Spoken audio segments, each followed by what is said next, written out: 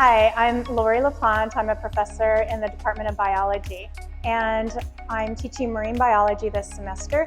The students recently went out on the research vessel, the Gulf Challenger, which is run by UNH and was supported by New Hampshire Sea Grant. And they did a couple of stations where they collected information, one inside of the Great Bay in New Hampshire and then one just outside of the mouth of Great Bay. Abby is seen lowering a camera vessel which collects water at a particular depth. So in lowering the vessel, it's open, and as it lowers down, once it gets to the depth, the ideal depth, then we drop a weight, and the weight hits the little container, which closes the size and captures the water at that depth.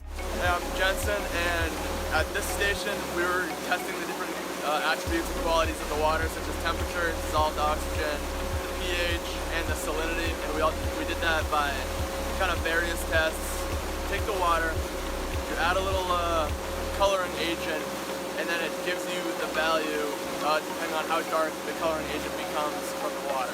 I'm Brenna, and we're looking through this microscope thing, and we're looking at the zooplankton. So we collected this just a few minutes ago. You put it in here, and there is a lens here. This is the focus, so you can go in and out, you can go up and down, and you can go like this, and you can see them kind of swimming by. This is a refractometer.